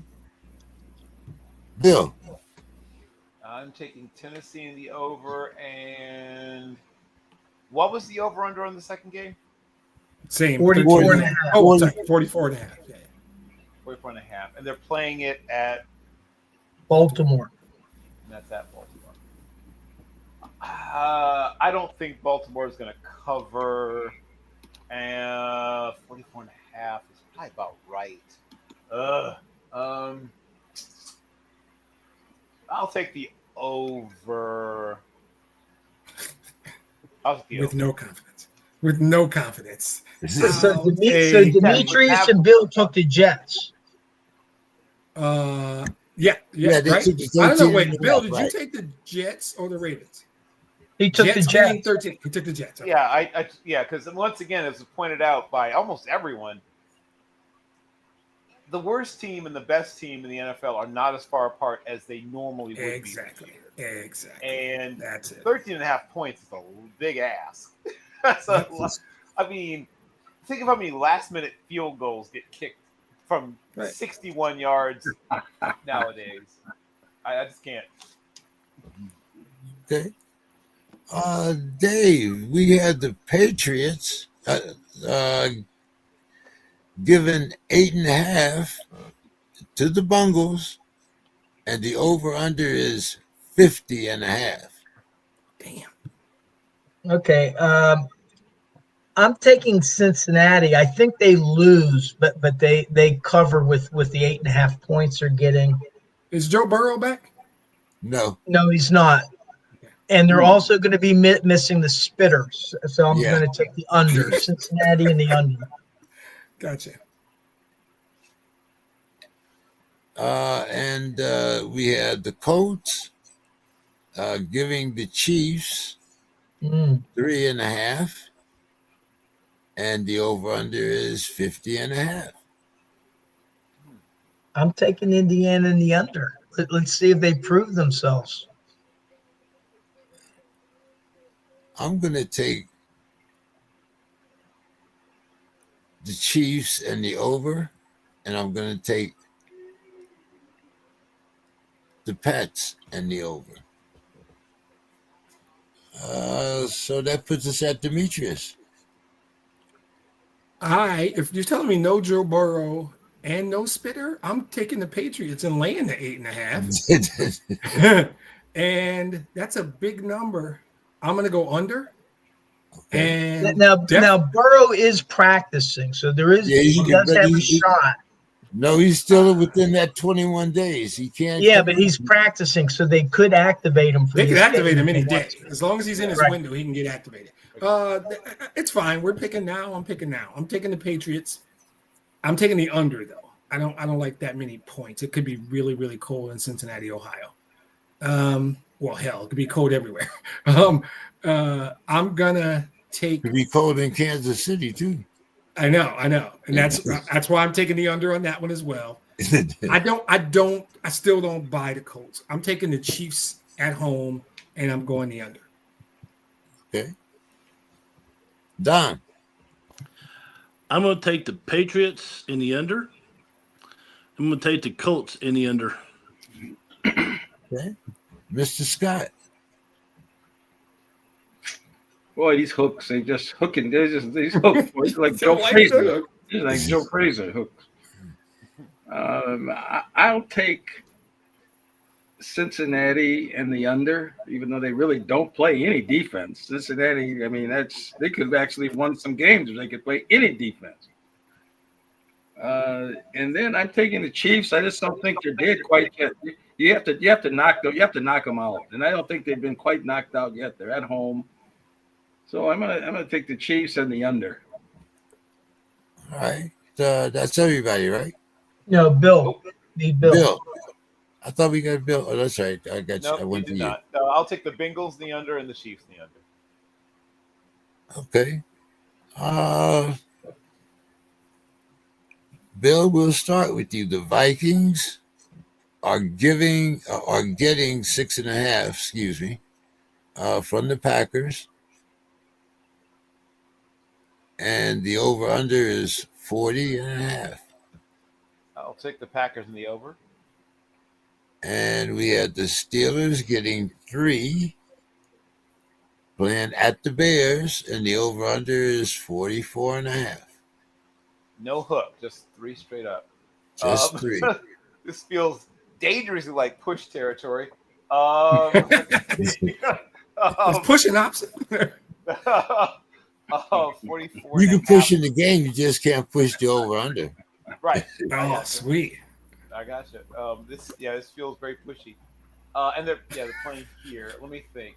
They're playing at the Bears. Yeah, I know. They're playing here. Yeah. He lives in the Chicago. weather- That's what The weather will be not that much of a factor actually, because I think it's going to be in the low 40s. low 40s. Yep.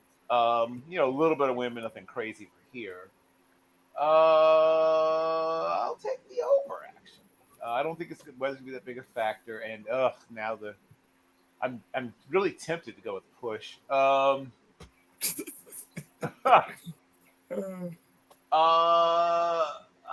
man, I do think the Bears win, but I think it's really like a 1 or 2 point game. So I will take the Steelers. Though really push feels really good to me, but I don't think I will try not to go with push. But yeah, that's the over and Steelers. High pitch Steelers. Yes, very, very high pitched. Like Minnie Ripperton. Chicago native. There you go. Mr. Scott, how you like these? Well, I'm going to take the Vikings on the points. I mean, I think that I think this coach is going to lambast this team about all these mistakes. And I think the defense is solid. So I'm going to take the Vikings in those points. And I'm going to take it over. Okay. The Steelers, boy. Steelers and Bears. Yeah, this is a coin flip kind of a thing, and Rodgers is not playing, right? No, we won't know until late in the week. Right. See, well, that's another thing they do. They tell people you think they're not playing and turn on the TV, and there they are. They're just fine. Look fine. I'm at home. Boy, the Bears, this could really put them in a great position. Either team, it's going to put them in good positions in their division. So this is a good game here. Yep. I'm going to take I hate to do it, but I'm going to take the Steelers in the under. I just don't believe in the Bears. I think they just lucked out. I'm still upset about that. They're giving them a game. They just taking handouts. Then I don't think they're going to get a handout Sunday. What do you think, Don? I hate to do it because I'm a big Mason Rudolph fan, but I got to take the Bears. I'll take the Bears and what's the 44.5. I'll take the Bears and the under. Yeah. Okay. And And the then- Vikings are getting 6.5 playing the Packers, and the over-under is 40.5. I'm gonna take the Pack and the under. Okay. I'm going to take the Packers and the Steelers. I'm going to take the Packers and the under. Sorry. And I'm going to take the Steelers and the over. All right. Demetrius. I'm taking Minnesota to cover and the over. And I'm taking Pittsburgh and the under. And one thing is what I did last week, we had a push game. And I counted that as a correct for everybody that picked it. But I don't know if that was the right thing to do. I probably should have just As long as you found it the same for everybody, it doesn't As long as, matter. yeah, exactly. As long as it's the same for So everybody. on the push, if it's a push, whoever picks that game, they'll get that game. Okay. That's All right. smart. Well, we've only got a couple games that are pushes. All right. Actually, Yeah, with all these hooks, you can't get no push. go ahead, Demetrius. I think we got. Did Dave get us both his games? What's your second Yeah. game, Dave? Minnesota in the over, Pittsburgh in the under for me. Okay. So as politely as I can say it, fuck Green Bay and fuck Chicago. And I'm taking the under on both. So I'm taking the Vikings in the under and the Steelers in the under. I think they're both fraudulent. And I think Brian Flores is going to make Jordan Love look like what he is, which is an average quarterback that people are overrating. And I think that fuck Ben Johnson. I think I said it already, right? I think you said it when he went to That's some Chicago. bitterness. I think I said it every time you bring him up. Yeah. Yeah, okay. Wait for your wife to leave you for your best friend or the next door neighbor. Yeah. Go date some dude in another state. I'm cool with it. Leave me for somebody I don't know. Fine. You gonna break up with me, take shit out of my house, and go start dating a neighbor? Man, please. I hear that nonsense. Let's start with the afternoon games here, Demetrius. Let's go with the Jaguars. They're giving the Cardinals 2.5. The over-under is 47.5. I find that line interesting. That it's only 2.5. Personally. So I'm going to take the Jaguars because I don't think the Cardinals are that good. But what the hell do I know? I'm next to last in all this. Maybe I should ask Dave what he thinks. Oh, wait. Sorry, Dave. I couldn't pass that up. I'm going to take the Jaguars, but I think there'll be points. So I'm going to take the over. And the Clowns and the Raiders. Do we have to pick this game? You know what? This one. Wait. There's no hook. Can I do the push right here? This one. There's no hook. Yes. I'm doing a push, Dave. All right. I'm doing a push here. And now, if he does the push, Dave, then you have to either count the other ones for. No, I should get 2 points. I should get 2 points. That's all.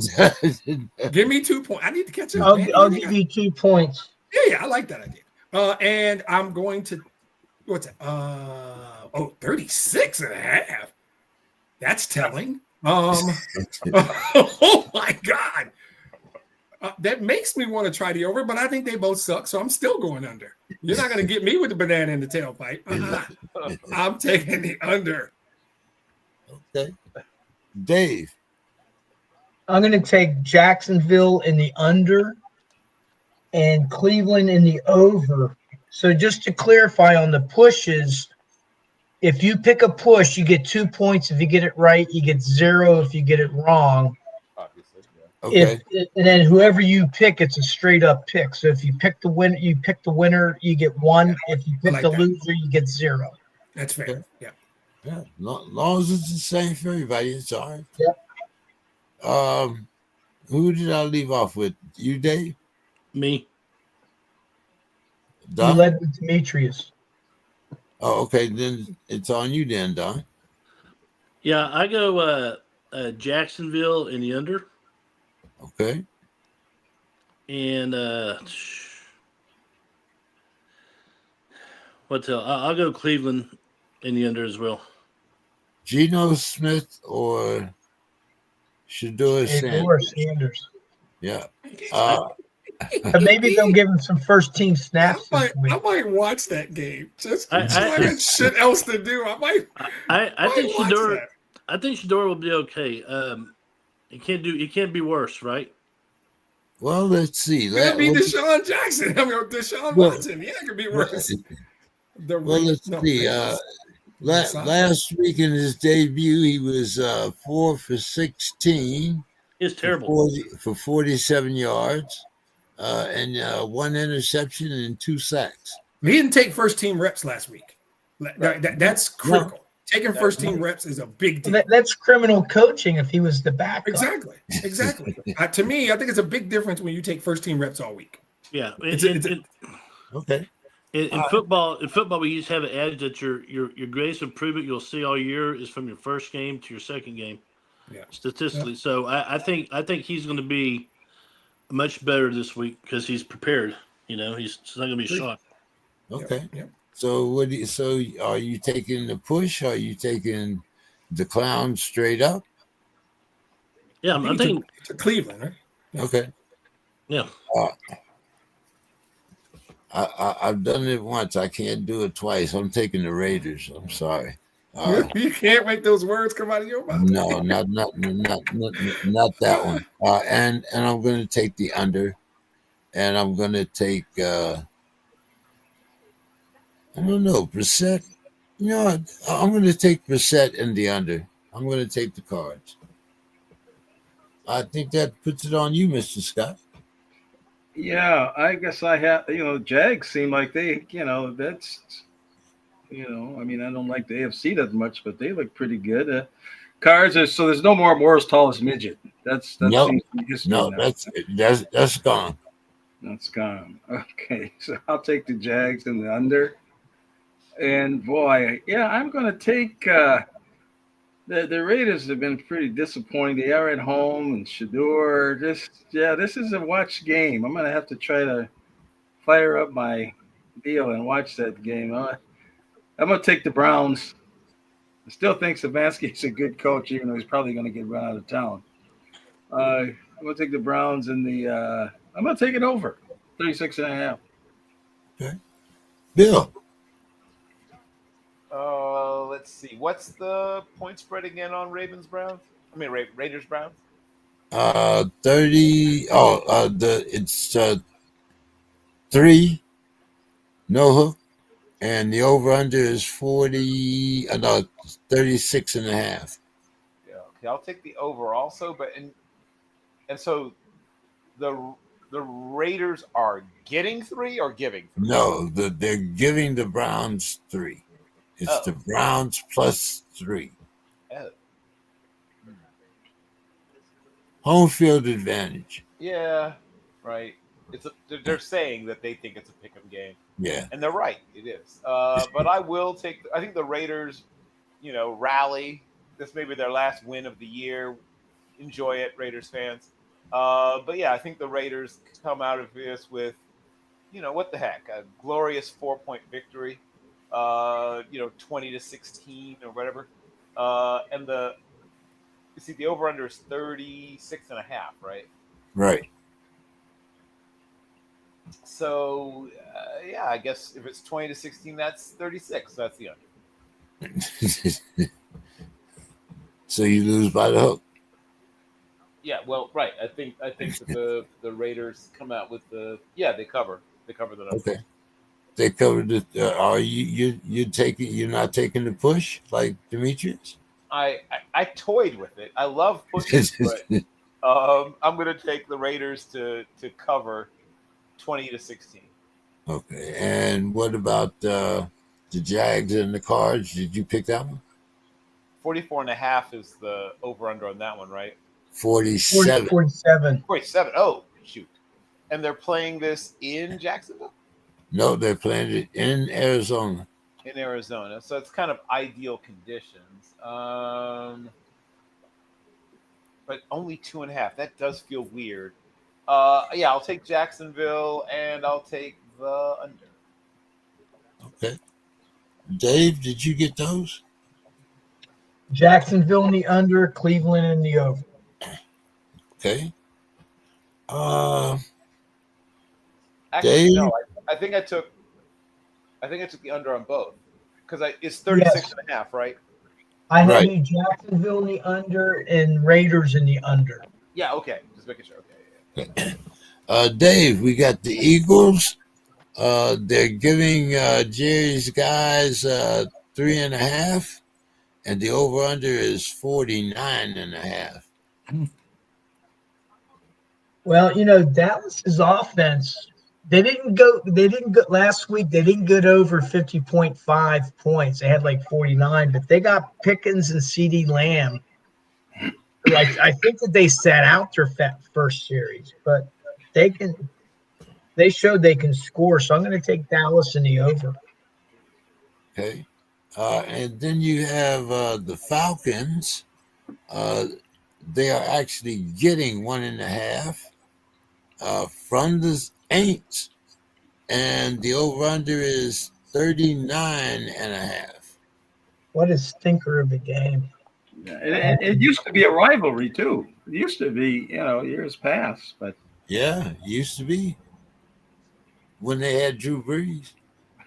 I scratched out Matthew Atlanta. I'm going to take the Saints in the under, even though originally I had Atlanta in the under, but I'm going to take the Saints. Okay. Demetrius. I saw firsthand what the Eagles' defensive line can do to a quarterback. So I'm taking the Eagles, and I don't see Dallas scoring a ton, so I'm going under. I don't even want to pick the other game. I mean, I feel like you can mark whatever you want. I don't think I care. No, I'm kidding. Wow. I'm going to take the Falcons and the over, and I have no logic or reasoning, so don't ask me why. I just said 2 words. Bijan, I'm taking the Falcons. Okay. And I'm going to take, wow. I'm going to take the under. And I'm going to take the Eagles and the under also. The hell Detroit to 6 points. I can't see Jerry's guys scoring more than 18 at the most. Anyway. First of all, I think we scored 9. So cut the bullshit. I'm sorry. Excuse me. I want my 3 points. I want my daddy's record. Exactly.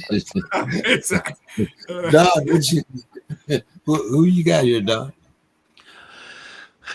I'm going to take Philly in the over. Okay.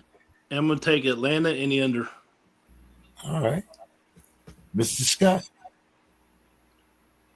Oh, I was distracted. Rudy made a jump shot, and I was just trying to see if they were going to. I mean, I thought I saw a unicorn or something. Are we sure it went in? Yeah, that actually really. We might review it and overturn it. Don't get it. Hey, but he got you at least 12 rebounds, right? Oh yeah. Okay. You can count on the rebounding. Okay, so I'm taking. Boy, I think the Cowboys started to show some life last week. They just looked like a different team to me. They just look like they've got talent. I'm going to take the Cowboys. Okay. What about the 49.5? Oh boy, that's geez. I'll take the under. Okay, and the Falcons getting 1.5 from the Saints. Yeah, I think Cousins is washed. So I'm going to take the Saints and 39.5. I'll take it over. Yeah, I think that's why the Falcons are getting the points because nobody has faith in Kirk. I'm going to take the Saints and the under, and I'm going to take the Eagles and the under as I thought I said. But that's okay. Yeah, I got the Eagles. Okay. So you were taking Atlanta in the under before, but so you're taking the Saints in the under? Yeah. Okay. Is this game being played in New Orleans or is it being played in Atlanta? Is it in New Orleans? It's being played in New Orleans. Okay. And the line starting quarterback is Kirk Cousins and right. The line is 1.5, and the over under is 39.5. I will take the Falcons in the over. Okay. And the Eagles? I'll take the Eagles in the under. Okay. Dave, did we get you? Yeah, I took Dallas in the over, New Orleans in the under. Okay. Bill, the Bucks are giving the Rams. No, excuse me. The Bucks are getting 6.5. More like it. They're playing at the Rams, and the over/under is 49.5. I will take the. It's about right. I'll take the under, but just barely. I think about 47 points are scored in this game. 47, 48 points. And then I think, though Tampa, loses this game, I think Tampa rallies late, scores late, and denies them the cover. So I'll take Tampa Bay. And the over/under? And the under. Yeah, I said under, because I think 47 points are scored in the game. 49. Yeah, 49.5. Okay, Monday night, Bill, we have the Panthers, and they are getting 7. No hook against the 49ers. Perfect push, touchdown. And the over/under is 48.5. I will take the Panthers and the over. Okay. Final thoughts, Bill. My final thoughts. I had a lot of final thoughts, but I ended up narrowing it down to one. John White, a beloved coach at Bayside High School in my hometown of Virginia, died very recently, suddenly and very recently. And not a lot of people get to play. Almost nobody gets to play in the NFL, right? A tiny percentage of people play in the NFL. A pretty small percentage of people play college sports. A pretty high percentage of people get a chance to play high school sports. So the most impactful coaches in America are youth and high school coaches because they have an impact on a larger number of people that do college or pro coaches. And Coach White had recently been on the sidelines of Bayside in a playoff game. So I don't know much about the circumstances, despite the fact that Bayside was one of our rivals in the Beach District. It's still something that touches us all. You know, adding to that, Kenny Easley, of course, recently passed away at age 66, and that has a net connection to my coach because Coach Tommy Rhodes, our coach at the time at Green Run, had also coached the same Kenny Easley when he was at Oscar F. Smith High School. So high school coaches are incredibly important human beings in the lives of young people. Great ones help to change the arc of your life. Good ones at least give you experiences that you can learn from, and bad ones take what could have been a great experience and can ruin it for you. But from all my understanding, Coach White was a really fine coach, and Tommy Rhodes was a terrific coach who helped to shape the career of the now late Kenny Easley, one of the great safeties of all time. So coaches matter, memories matter, and the way that coaches, especially great coaches, impact the lives of young people matter most of all. That is my final thought. Dave. Bucks plus 6.5 against the Rams, over under 49.5. I'm taking the Rams and the under. Okay. I'm going to take the Rams and the over there, Dave. And I'm going to take the 49ers and the under. So you need the 49ers. The Panthers are getting 7. And the over-under is 48.5. I'm taking San Francisco and the over. Okay. Final thoughts. Yeah, well, one, I had a great time at the Steelers game on Sunday. But this Friday, I'm going to be attending a high school football game. My alma mater, Winston Churchill in Potomac, Maryland, is in the quarterfinals of the 4A Maryland State Championships. So they're playing Montgomery Blair, who's doesn't have a great record, but they've had 2 upsets in a row in the playoffs. So I'm really looking forward to attending a high school game because, you know, the college is the pros, the NFL is the pros, and, you know, NFL or high school football still has a little bit of the purity about it, even though even now a lot of these players are already being recruited for colleges. So it's kind of seeping, you know, the money influence is seeping down even into high school. But it's always a great experience. I love, you know, listening to the pep bands and to the young kids. And, you know, hopefully we'll have a lot of alumni at the game. So looking forward to that high school game Friday night. All right. Under the lights. Demetrius. I will take the Rams and the over. Okay. And the Panthers and the under. All right. And your finals? My final thoughts, Detroit centric tonight. Usually the sports thing right now, I told you guys 2 years ago, it was becoming a really good time to be a sports fan in Detroit. And that is coming to fruition. Whatever you think of the Lions, the Pistons are 13-2 right now with the best record in the Eastern Conference. I don't know if it's sustainable, but they're exciting. They're a good basketball team, and they have a legitimate superstar in Cade Cunningham. If you like hockey, you know, cool. And the Tigers have made the playoffs 2 years in a row with a bunch of opportunity to get better. But I'm going to deviate from sports because on November 4th, my second favorite city, and I was born and raised in Flint, Michigan, and Flint is my home. Flint will always be home.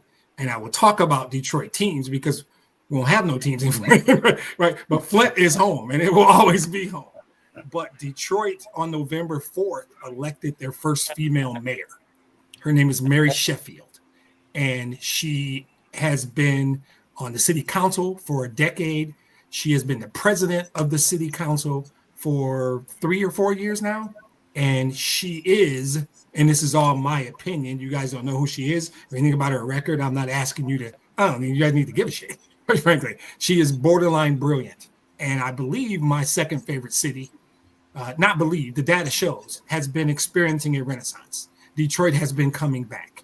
It was a decades-long process to get Detroit to where it was. And it wasn't long ago where the city was bankrupt and we were the butt of every joke, right? And it has been a dozen or more years on the comeback. And I believe she is going to continue with that process, potentially accelerate that process. I am proud of my city that they made this decision, overwhelmingly elected this lady because she is really, really good. She is Detroit. She's born on the West Side. Her dad's an activist, has been an activist in the city. This was a very, very good choice. And there was an opportunity for my city to mess this up and take us back.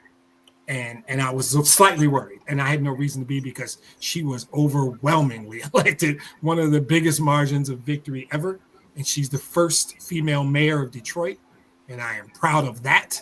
I am excited about the future of the city outside of the sports teams. And so if the you hear the name Mary Sheffield, let it ring a bell. If for nothing else, is because I spent my final thoughts telling you guys about who she is. All right. Don. So I got to do my pick.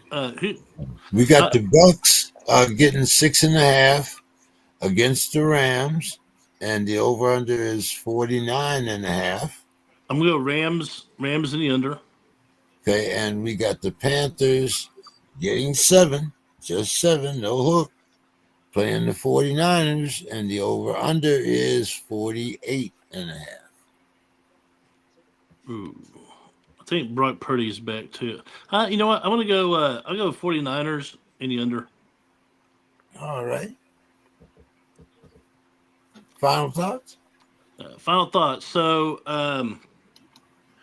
y'all will never get to meet Angelina Terrazas.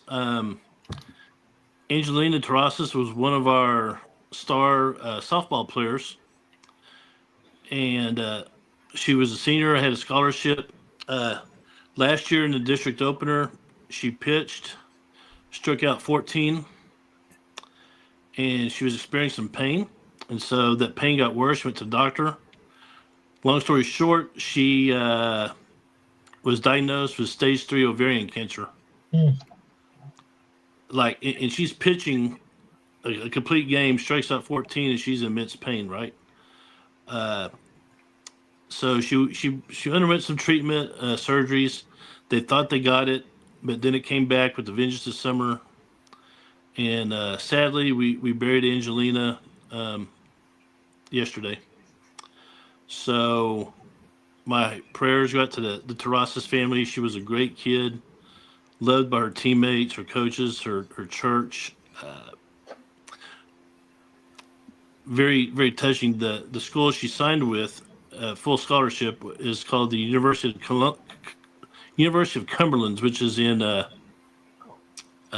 Williamsburg, Kentucky, which just happens to be where a lot of the Hayeses are from, and my dad's branch of the family, they came from Tennessee then to Kentucky.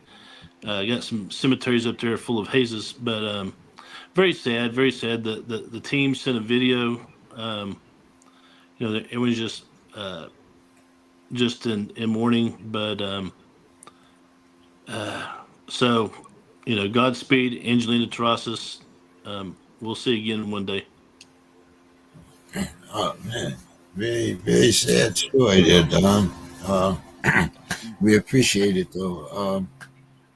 Who wasn't there a football player that they diagnosed cancer from a drug test? Yep. Yeah, I don't know what his condition is, but I think he did have surgery. Mr. Scott, take us home. Well, I want the Rams. I'm taking the Rams, and I want to make a statement about that game. Stafford is better than Goff. Okay, that's my final statement on that. And then I'm going to take the 49ers and the oh boy, I'm going to take the under on that one. 49ers and the under. And then just the final, this couple of words Demetrius was talking about teams that Over under on the Rams game. What did I say? Under. Okay. Under. Sorry for the interruption. Yeah, and then Demetrius was talking about these hothouse teams and playing indoors, and and I happen to watch all these old Viking games, and I saw this particular game, and it was for the playoffs, and the conditions were so bad you couldn't see players' numbers. I mean, you really couldn't see anything. It was mud. It was just, and so the opposing quarterback, threw a pass, and Carl Eller tipped it. No, Jim Marshall tipped it. No, wait, Alan Page tipped it. That's what it was. Alan Page tipped it, but Jim Marshall got it, and he was running for the touchdown, and then he just threw it over his head. Didn't even look, and it went right to Alan Page, and he ran in for a touchdown, and they won a playoff game. But I just look at those conditions and how I used to look at those conditions of football, and now playing indoors. That this hothouse teams. It's just it's quite a contrast. When I look at it, to me, when I grew up playing football in high school in Minnesota, tell you, some of them days was no fun.